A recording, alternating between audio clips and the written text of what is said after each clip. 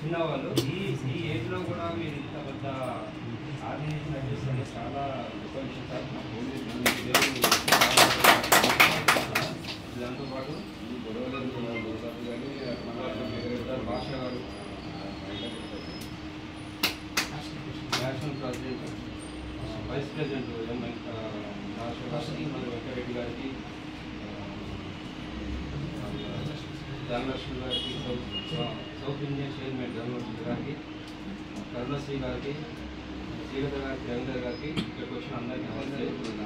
ఏంటంటే మనం human rights అంటే దాదాపు అందరూ తెలిసిన విషయం.